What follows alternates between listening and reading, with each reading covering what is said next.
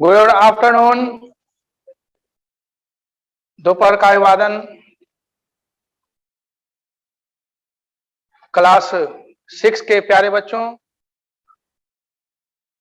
जो जुड़ गए हैं वो अपने पाठ्य पुस्तक संस्कृत वेदिका भाग 1 के पृष्ठ संख्या 76 को निकालेंगे। और वैसे छात्र छात्रा जो अभी तक किसी कारणवश लाइव क्लास से जुड़े नहीं हैं वो अविलंब जुड़ जाएं, क्योंकि समय आपकी पूरी हो गई है। अभी मैं देख रहा हूं कि अभी भी कुछ छात्र छात्रा पूर्व में जो उनकी उपस्थिति थी उससे कम है, इसलिए जल्द से जल्द वो जुड़ जाएं। जो जुड़े हैं पृष्ठ संख्या 75, 76, 75, 76 को देखेंगे। कस्टमर के प्यारे छात्र छात्राओं, पिछले लाइव क्लास में हम लोगों ने पाठ 16 खड ऋतुवः 6 ऋतुएं शीर्षक का अध्ययन किया था, जिसमें कुछ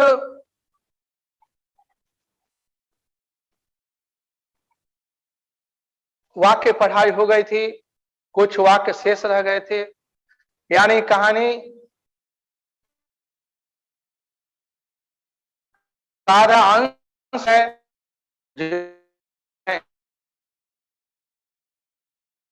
अभी हम अपने साथ उत्तर पुस्तिका लेखनी भी लेकर बैठे, ताकि वैसे वाक्य या शब्द अर्थ जो आप लिखना चाहें उसे आप लिख सकें।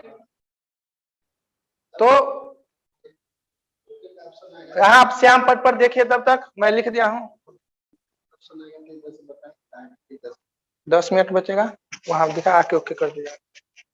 चलिए तो आइए श्याम पट पर देखते हैं। आपके श्याम पट पर लिखा हुआ है पाठ 16 को हम लोग कहते हैं खोडस। क्या कहते हैं? खोडस। यहाँ मूर्धन्य स ड, इसको हम खड़ बोलेंगे, खड़। और ऋतु बहुवचन में, क्योंकि हम सभी जानते हैं, पिछले वीडियो में देखे हुए 6 ऋतुएं होती है। ऐसे हम लोग केवल 3 ऋतु को ही जानते हैं, जो है ग्रीष्म ऋतु, वर्षा ऋतु और शरद ऋतु। प्राय हम सभी जानते हैं 3 ही ऋतु को, जो गर्मी, वर्षा और ठंडा, ये 3 ऋतु को जानते हैं। इसके साथ साथ 3 और ऋतु है जो अंग्रेजी कैलेंडर के साथ साथ हिंदी कैलेंडर में भी अलग अलग बटे हुए हैं। संयोग है कि हिंदी कैलेंडर में भी 12 महीने और अंग्रेजी कैलेंडर जो बना उसमें भी 12 महीने। अब 12 महीने और ऋतुओं की संख्या 6, तो यह 6 ऋतु को 2-2 महीनों में बांटा गया।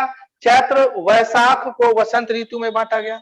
आप पिछले लाइव क्लास में देखे थे कि वसंत जो ऋतुओं का राजा है, ये जो शेष और इसके साथ साथ 5 ऋतु हैं, और इसको लेकर के जो 6 ऋतु हैं, उन 6 ऋतुओं में सबसे मनमोहक ऋतु अगर आपको लगेगा या अनुभव अभी तक किए होंगे, या भी बसंत ऋतु का आगमन कुछ ही दिनों बाद, 1 से 1.5 महीनों के बाद आ जाएगा, उस ऋतु में आप अनुभव करेंगे तो ऐसा पाएंगे कि अभी तक जो भी ऋतु को आप झेलें, उन सभी ऋतुओं में सबसे अच्छा और सबसे मनोहर, मनमोहक और प्रकृति की सुंदरता वसंत ऋतु में ही दिखती है। इसलिए वसंत ऋतु सभी ऋतुओं का राजा है।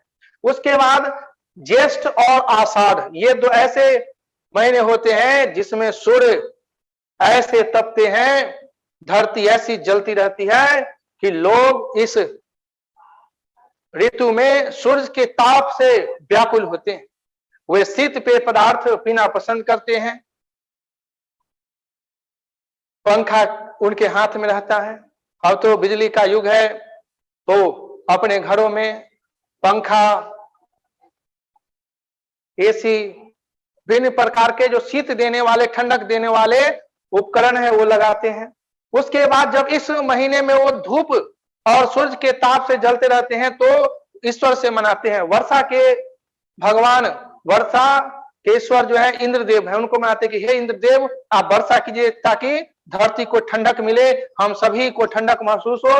तो श्रावण और भाद्रपद, ये 2 ऐसे महीने होते हैं जिसमें काले काले बादल आकाश में उमड़ घुमड़ कर आते हैं, और जब बारिश होती है तो तपती हुई जलती को धरती को ऐसी ठंडक मिलती है, आप भी काफी प्रसन्नचित हो जाते हैं।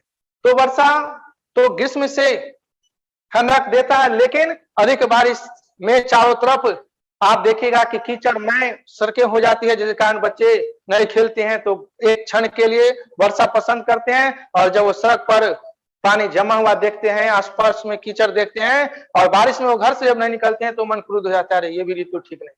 अब हम चले शरद ऋतु की तरफ, जो 2 महीना आश्विन और कार्तिक। आश्विन और कार्तिक 2 ऐसे महीने हैं जिसमें शरद ऋतु का आगमन होता है, ग्रीष्म ऋतु के बाद शरद ऋतु का आगमन होता है। इसमें मौसम जब परिवर्तन होता है तो बच्चे सर्दी खांसी से पीड़ित हो जाते हैं। मौसम की परिवर्तन के साथ ही हमारे शरीर भी उस हिसाब से क्या करते हैं, व्यवस्थित करते हैं, जिससे हम सर्दी खांसी से पीड़ित हो जाते हैं। तो ये जो है आपका ये खट का है, ये हलंत और आश्विन कार्तिक शरद ऋतु। उसके बाद आता है मार्गशीर्ष, जिसको हम अगहन भी कहते हैं बज्जिका भाषा में, पौष जिसको पूष कहा जाता है, और ये जो 2 महीना है हेमंत। इसमें वृक्ष के सारे पत्ते धीरे धीरे झड़ने लगते हैं। उसके बाद इन 2 महीना के बाद जो है माघ और फाल्गुन। माघ और फाल्गुन 2 ऐसे महीने होते हैं जिसमें शिशिर ऋतु होते हैं, नई नई कोपले धीरे धीरे आना शुरू, सूर्य यहाँ समय से निकलना शुरू करते हैं, लेकिन आपको सुबह शाम पछुआ हवा के कारण कनकनी का सामना करना पड़ सकता है। अब देख लिया आप, चैत्र वैशाख ज्येष्ठ आषाढ़ श्रावण भाद्रपद आश्विन कार्तिक मार्गशीर्ष पौष माघ और फाल्गुन, ये 12 महीने। और ऋतु में देखिए वसंत ऋतु, ग्रीष्म ऋतु, वर्षा ऋतु, शरद ऋतु, हेमंत ऋतु और शिशिर ऋतु। अब आप इसको देखते होंगे विभिन्न प्रकार के ऋतु में, वसंत ऋतु को स्प्रिंग सीजन, ग्रीष्म को आप जो है क्या कहते हैं, समर, बिल्कुल सही। वर्षा रेनी सीजन, शरद को क्या कहते हैं, विंटर सीजन, हेमंत को क्या कहते हैं, ऑटम सीजन, और शिशिर को क्या कहते हैं। तो ये 6 ऋतु, इसके अंग्रेजी भी नाम है, अलग अलग हिंदी और उसके अलग अलग अंग्रेजी नाम। ऑटम, स्प्रिंग, विंटर, रेनी और समर, ठीक है। तो ये आप ऑटम और यहां जो है विंटर। तो पिछले वीडियो में हम लोगों ने वसंत ऋतु के सुंदर दृश्य को देखा था और इस पाठ में आए हुए वाक्यों का अध्ययन किया था। तो 2 वाक्य पृष्ठ संख्या 75 से शेष रह गए थे, जिसका भी अध्ययन करेंगे हम लोग। इसमें है मधुपाह, देखिए पेज नंबर 75, पृष्ठ संख्या 75, नीचे से ऊपर की तरफ दूसरी पंक्ति। मधुपाह मधु पिबंती, मधुपाह होते हैं मधु, मधु मतलब शहद, जिसको अंग्रेजी में कहते हैं हनी, HONEY, हनी। तो मधुपाह मधु पिबंती, सुंदर सुंदर जो फूल बगीचे में खिलते हैं और उस फूल पर भौरों के झुंड जो फूलों के मकरंद को, फूलों के रस को चूसते हैं और अपने छाते में जाकर के जमा करते हैं, उसी से शहद बनता है। तो मधुपाह मधु पिबंती, मधुमक्खियां शहद पीती हैं। भ्रमराः गुंजंती पुष्प रसम च पिबंती, भौरे भौरे गूंजते हैं और फूलों के रस को क्या करते हैं, पीते हैं। पीप धातु है जिसका अर्थ होता है पीना, तो भौरे गूंजते और फूलों के रस को पीते हैं। सर्वे मानवाः पशवः पक्षिणश्च बसन्ते आनंद अनुभवन्ते, सर्वे मतलब सभी, मानवाः यानी मनुष्य, पशवः यानी पशु,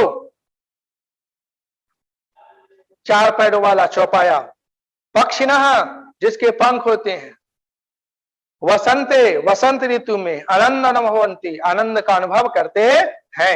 अब कहा कि सर्वे मानवाः पशवः पक्षिण्व च बसन्ते आनंद अनुभवन्ति च, सभी मनुष्य, पक्षी, और पशु वसंत ऋतु में आनंद का अनुभव करते हैं। पुनः देखें, सर्वे मानवा यानी सभी मनुष्य, पशु यानी पशु, पक्षिणश्च पक्षी, और च मतलब और, तो यहाँ पक्षी के पहले च का हम लोग उच्चारण करेंगे। सभी मनुष्य, पशु और पक्षी वसंत ऋतु में आनंद का अनुभव करते हैं। चलिए पेज नंबर अब आइए 76, 76 पे जो चर्चा पहले ही श्याम पट पर की गई है, उसी की चर्चा पेज नंबर 76 पृष्ठ संख्या 76 में की गई है, जिसमें कहा गया है कि ज्येष्ठ आषाढ़यो ग्रीष्म ऋतु, जैसे ज्येष्ठ आषाढ़यो ग्रीष्म ऋतु यानी ग्रीष्म ऋतु, ज्येष्ठ और आषाढ़ में ग्रीष्म ऋतु होती है। जेठ और आषाढ़ जिसको हम ज्येष्ठ कहते हैं, ज्येष्ठ मतलब बड़ा होता है, और यहाँ सब ऋतु में बड़ा होने के कारण इसे भी ज्येष्ठ कहा जाता है। तो यहाँ देखिए ज्येष्ठ और आषाढ़, मैं लिख जाऊं 3 और 4, इसकी संख्या चूंकि 3 और 4 है, और इसमें कौन सी ऋतु? ग्रीष्म ऋतु। इसमें भी कहा है कि ज्येष्ठ और आषाढ़ ऋतु होती है, जो जिसमें ग्रीष्म ऋतु होती है। ज्येष्ठ और आषाढ़ महीने में कौन सी ऋतु? ग्रीष्म ऋतु।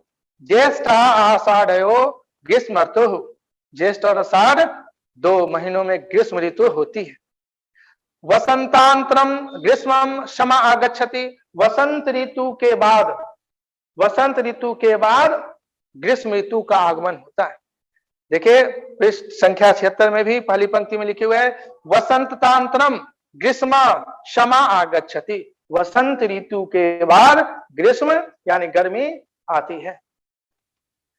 उसके बाद सूर्य तीव्रम तपति, गर्मी का जब महीना आता है, जब ग्रीष्म ऋतु आती है, तो सूर्य क्या है? मंद नहीं बल्कि तीव्र, तीव्र तपति, बहुत ही क्या होते हैं? तेज चमकते हैं, और तेजी से उनका तप, उनका जो है रोशनी में तापमान इतना अधिक हो जाता है कि धरती, पेड़ पौधे और इस धरती पर निवास करने वाले जितने भी प्राणी हैं, प्राणी करने का तात्पर्य जिसके अंदर प्राण है, तो इस धरती पर जो भी प्राणी है, छोटे प्राणी से लेकर के बड़े प्राणी तक, सभी सूर्य के ताप के कारण वो गर्मी का अनुभव करते हैं। इतनी उष्मा सूर्य की तेज हो जाती है कि वो हर चीज को सोखने लगती है, खासकर जल को। गर्मी में आप देखेगा तालाब, झील, छोटे छोटे जलाशय सभी सूख जाते हैं, और सूखने के कारण वहां मिट्टी में दरारें पड़ जाती है। पशु पक्षी प्राणी जो पानी के स्रोत से दूर रहते हैं, वो पानी के लिए त्राहिमाम त्राहिमाम करते रहते हैं। बहुत जगह गर्मी में नलकूप भी सूख जाती है, कारण कि सूर्य के तपने से जल अवशोषित होकर के सूर्य वातावरण में उस उष्मा को छोड़ देता है, उस जलवाष्प को छोड़ देता है। जितने भी पानी छोटे छोटे जलाशयों में रहते हैं, वो सूर्य भाप बना करके उसे वातावरण में छोड़ देता है, पानी वहां की सूख जाती है, और जमीन के अंदर का जो जल है, जिससे अपने अन्य कार्यों में उपयोग में लेते हैं, जैसे चापाकल है, कुआं है, समरसेबुल है, मोटर है, या जल जो पीने योग्य किसी प्रकार का स्रोत हम लोग धरती के अंदर से प्राप्त करते हैं। तो जो लेयर, जो स्तर आपको अन्य ऋतु में इस श्याम पट के बराबर जिसका लेवल है, सूर्य की ताप के कारण वो लेवल जो स्तर कमते कमते कमते यहां तक चला जाएगा। कारण होता है कि बहुत से नलकूप, चापाकल में पानी आना बंद जाती है। इतनी प्रचंड गर्मी पड़ती है, सूर्य जब तेजी से अपना रौद्र रूप दिखाते हैं गर्मी में, तो बहुत से नदी जल के स्रोत क्या हो जाते हैं? सूख जाते हैं, जो है भी चर्चा इसमें। नद्यासु जलम सुख्यते, शुष्यति है, तो नदियों के जल सूख जाते हैं, शुष्क यानी सूख जाते हैं। क्यों सूख जाते हैं बताया भी, क्योंकि सूर्य की ताप उस जल पर पड़ते पड़ते पड़ते जल गर्म होकर के भाप बन करके क्या होते हैं, उड़ जाते हैं। धीरे धीरे धीरे यही प्रक्रिया जब निरंतर चलती है तो वही जलाशय जिसमें गहराई कम है वह धीरे धीरे सूख करके वहां बंजर भूमि और भूमि सूखने के कारण उस पर दरारें आ जाती है। जनाः आतपम अनुभवन्ते, जनाः आतप अनुभवंती, लोग, जनः जनौ जना, जनः मतलब लोग, लोग ताप का अनुभव करते हैं। ताप यानी उस सूर्य की रोशनी धरती को जलाते रहती है। धरती जलने के कारण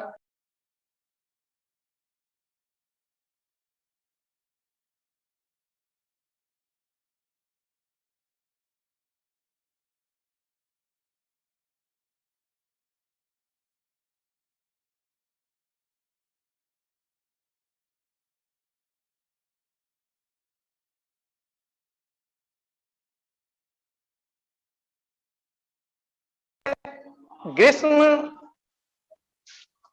ऋतो दिवसाः दीर्घ दीर्घा भवन्ति, रात्रस्व च अल्पा भवन्ति। ग्रीष्म ऋतो दिवसाः दीर्घ दीर्घा भवन्ति, कमा है उसके बाद रात्रस्व च अल्पा भवन्ति। ग्रीष्म ऋतु में दिन, दिवस शब्द का अर्थ होता है दिन, दिन का पर्यायवाची शब्द भी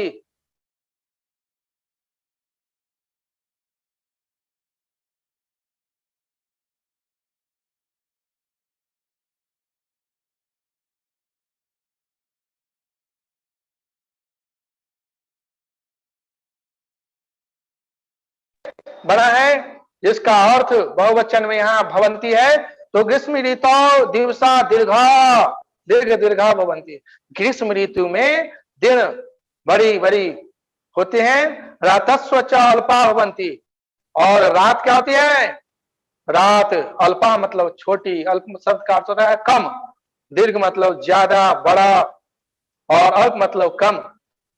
तो गर्मी में दिन बड़ा होता है और रात क्या होती है, बड़ी होती है। रात रात जो है छोटी होती है, यानी जो बड़ा उसके आगे का जो होगा वो छोटा, फिर जो छोटा उसके आगे का बड़ा।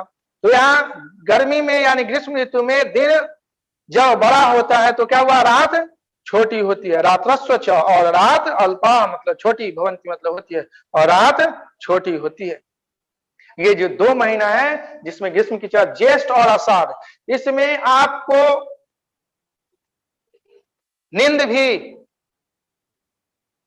देखेगा, आपकी नींद 4:30 5 बजते बजते खुल जाती है, और सायकाल भी 7:15 7:20 में जाकर के होती है।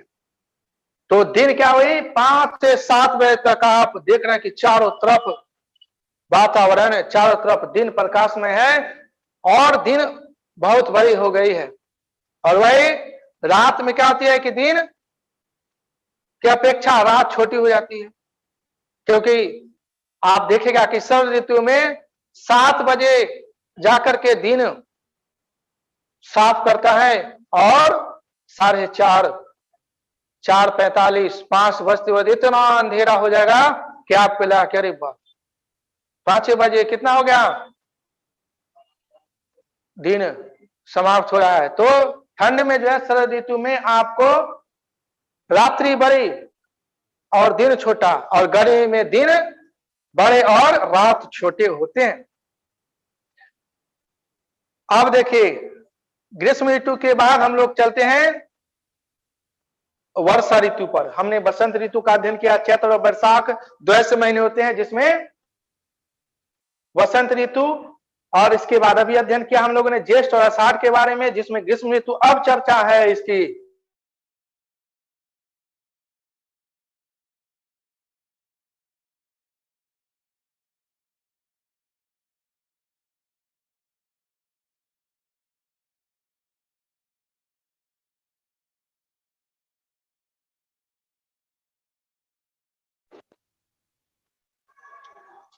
बड़ा समस्या।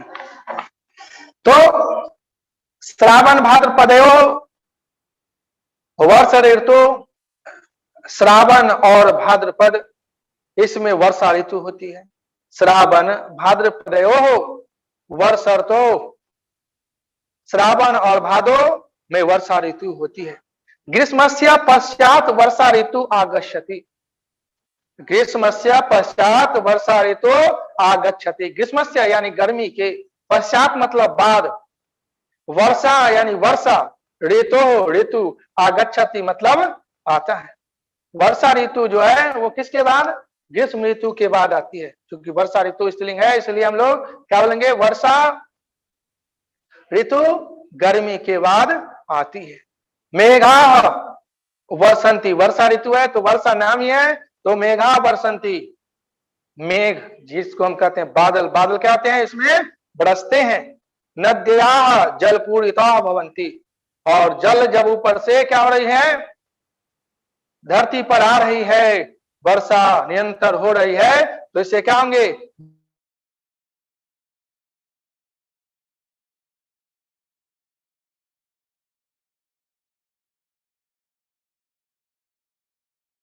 श्यामलाम गगन मंडलस्व च मेघ श्यामलम भवति, गगन अपि निर्मलम भवति। जो बादल काले काले आकाश में छाए हुए थे,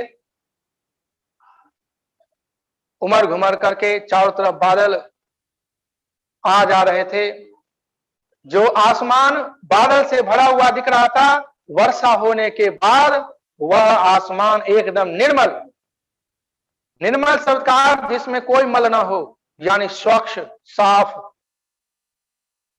तो वर्षा होने के बाद आसमान साफ हो जाता है। मेघा निर्जला संचरंती, मेघ यानी बादल, निर्जला यानी जल, सिंचरंती यानी क्या करते हैं? सींचते रहते हैं। जिस प्रकार हम लोग पौधे में पानी सींचते रहते हैं, उसी प्रकार बादल जल से क्या करते रहता है? सींचते रहता है। तो आपने अभी 2 महीनों को देखा, जिसके अंतर्गत यहाँ तो नद्या जलपूर्ता भवंती, यहाँ देखिए नद्या जलपूर्ता भवंती, नदियां जल से क्या होती है? भर जाती है। धरा आयत्यम धरा सस्य श्यामलाम गगन मंडलश्च मेघ श्यामलम भवंती, यहाँ पे धरा सस्य श्यामलाम गगन मंडलश्च मेघ श्यामलाम भवती। धरा मतलब पृथ्वी, सस्य श्यामलाम यानी हरे भरे, गगन मंडलस्व च और गगन मंडल, मेघ श्यामलम, मेघ यानी बादल, श्यामलम मतलब काला, भवती मतलब होता है। पृथ्वी हरे भरे और गगन मंडल यानी आप जब ऊपर दृष्टि दौड़ाते हैं तो देखिएगा बृहद क्षेत्र में खुला आसमान जो मेघ श्यामला में बादल से क्या होता है? काला हो जाता है। तो धरा सस्य श्यामलाम गगन मंडलस्व च मेघ श्यामलम भवती, पृथ्वी हरी भरी और आकाश मंडल बादल से काले होते हैं। अब आए आश्विन और कार्तिक। चलिए देखते हैं हम लोग श्रावण और भाद्रपद को देखने के बाद आश्विन और कार्तिक, जिसमें किस ऋतु का आगमन? शरद ऋतु का। 3 ऋतु की चर्चा, चौथे ऋतु 7वें और 8वें क्रम संख्या के ऋतु की चर्चा, महीनों की चर्चा। आगे है श्रावण भाद्रपयो वर्षर्तो, श्रावण और भाद्रपद में वर्षा को देखने के बाद हम लोग आश्विन और कार्तिक पर चले। आश्विन कार्तिकयो सद ऋतु, आश्विन कार्तिकयो सद ऋतु। आश्विन और कार्तिक में शरद ऋतु होते हैं, आश्विन और कार्तिक में शरद ऋतु होते हैं। वर्षाया अनंतरम शरद ऋतु आयाति, वर्षाया अनंतरम शरद ऋतु आयाति, वर्षा के बाद शरद ऋतु आती है। शरद ऋतु जलम निर्मलम भवति, शरद ऋतु में जल निर्मल होता है। भव धातु से यहाँ भवति, स ऋतु में जलम यानी जल, निर्मल यानी साफ स्वच्छ भवती मतलब होता है। स ऋतु में जल निर्मल होता है। गगनम अपि निर्मलम भवती, आकाश भी साफ होता है। मेघा निर्जला सिंचरती, बादल कभी कभी पानी को क्या करते हैं, धरती पर सींचते हैं। अब इन 2 महीनों के बाद फिर हम चले आगे, जो मार्गशीर्ष और पौष, जिसको हम अगहन और पूष कहते हैं, इसमें हेमंत ऋतु का आगमन होता है। हेमंत, शरद ऋतु अनंतरम हेमंत ऋतु आयाति। शरद ऋतु के बाद हेमंत ऋतु आती है। शरद ऋतु के बाद हेमंत ऋतु आती है। मार्ग शीर्ष पौष हेमंत ऋतु हेमंते सूर्य मत्स्य मंदा भवंती। मार्ग शीर्ष पौष मार्गशीर्ष और पूष, मार्गशीर्ष और पूष, देखिए यहां लिखी भी दिया हूं। मार्गशीर्ष और पूष में हेमंत ऋतु में सूर्य हेमंत यानी ठंडक होकर धीरे धीरे, मंदा मतलब धीरे धीरे हो जाते हैं। जो ताप ग्रीष्म ऋतु में सूर्य का आप अनुभव किए थे, उससे कम आपको शरद ऋतु में, उससे भी कम आपको हेमंत ऋतु में देखने को मिलेगा। सूर्य के दर्शन क्षण भर के लिए, कुछ मिनटों के लिए होंगे। ग्रीष्म ऋतु में आप देखे थे कि सूर्य से आप दूर भाग रहे थे, लेकिन जैसे ही आप हेमंत ऋतु में आएगा, वैसे आप सूर्य को ढूंढने चलेगा। हे सूर्य, थोड़ा देर के निकलिए, थोड़ा देर ज्यादा रहिए, क्योंकि उसमें कुहासा कूड़ा ऐसे छाए रहेंगे। सूर्य आधे घंटे 1 घंटे के लिए निकलेंगे, उसके बाद फिर बादलों के बीच ढक जाएंगे। लोग फिर क्या करेंगे, सूर्य के इंतजार में या के पास, हीटर के पास बैठे रहेंगे। तो मार्गशीर्ष और पुष में हेमंत ऋतु का आगमन होता है। इस ऋतु में सूर्य एकदम मंद हो जाते हैं। अस्मिन् ऋतौ रात्रयः दीर्घ दीर्घा दिवास्व च स्वल्पा भवन्ति। इस ऋतु में यानी हेमंत ऋतु में दिन छोटा और रात बड़ी होती है। इसमें देखिएगा कि बताए कि कैसे 4:30 4:45 होते होते संध्या का आगमन हो जाएगा। प्रातः काल भी काफी विलंब से घड़ी के हिसाब से चलेंगे, जिसमें आपको दिन छोटा और रात बड़े होंगे। हेमंते जनाह, देखिए हेमंत में क्या करा है, हेमंते जनाह हसंतीम प्रज्वलाय तस्याह सेवनेम शीतम दूरी कुर्वन्ते। हेमंत ऋतु में लोग, हेमंते यानी हेमंत ऋतु में जनाह लोग, हसंतीम है, हसंती शब्द का अर्थ है यहाँ अंगीठी। अंगीठी चूल्हे के जैसा, जिसमें हम लोग कोयला, लकड़ी, गोईठा आदि रख करके जलाते हैं, उससे उष्मा प्राप्त करते हैं। प्राचीन काल में मिट्टी से हम लोग की दादी बोरसी बनाती थी, जिसमें लकड़ी रख करके, या चूल्हे पर जब खाना बनता था तो आग जब बच जाती थी तो उसी आग को उस बोरसी में रख दिया जाता था और लोग उसी के पास अधिक से अधिक संख्या में बैठते थे। अब तो इस आधुनिक युग में हीटर आ गया है, लोग पलक लगाते हैं, स्विच ऑन करते हैं और हीटर के पास बैठे रहते हैं। तो जिनके पास हीटर न है वो क्या करेंगे, तो वे अंगीठी जला करके क्या करते हैं, ठंड से बचते हैं। हेमंते जना हसंतीम प्रज्वलाय तस्या सेवनेम शीतम दूरी कुर्वन्ति। हेमंत ऋतु में लोग अंगीठी को जलाकर उसके सेवन से शीत को यानी ठंडे को दूर करते हैं। माघ फाल्गुन शिशिर ऋतु हो, माघ और फाल्गुन हम लोग चले, इस महीने में शिशिर ऋतु का आगमन होता है। हेमंत ऋतु अनंतरम शिशिर ऋतु आयाति। हेमंत ऋतु के बाद शिशिर ऋतु का आगमन होता है। वृक्षेभ्य पर्णानि पतन्ति। इस ऋतु में भी वृक्ष के पत्ते क्या होते हैं, गिर जाते हैं। सलिलम शीतलम भवती, सलील यानी मधुर, शीतलहर ठंडा ठंडा हवा इस ऋतु में चलती है। शिशिर ऋतु शीत अत्यतम वर्धते, शिशिर ऋतु में जो शीत होती है, ओस जिसको हम कहते हैं, उसमें अत्यधिक ओस गिरती है। आप देखिएगा शिशिर ऋतु जो अभी माघ महीने का आगमन है और यह भी शिशिर ऋतु ही चल रही है, इसमें देखिए कि शीत यानी ओस अधिक गिरते हैं।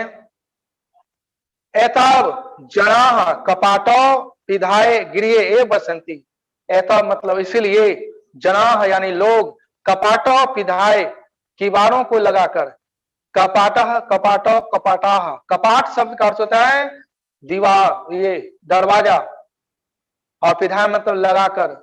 लोग पछुआ हवा शीतलहर से बचने के लिए क्या करते हैं, घर के मुख्य दरवाजा को लगाकर घर पर ही एव मतलब ही, बसंती मतलब रहते हैं, ऐसा मतलब इसलिए लोग घर के दीवार क्या कर किवाड़ों को लगाकर, दरवाजों को लगाकर घर पर ही रहते हैं। जनाः अस्मिन् समये अनेकानि उर्ना वस्त्राणि धारयन्ति, लोग इस समय यानी इस ऋतु में क्या करते हैं, अनेक प्रकार के ऊनी कपड़े धारण करते हैं। धारण करना यानी उसे पहनना, धारण करना यानी पहनना। तो इस ऋतु में लोग क्या करते हैं, अनेक ऊनी कपड़े धारण करते हैं। तो इसके साथ ही यह पाठ आपका पूर्ण हुआ।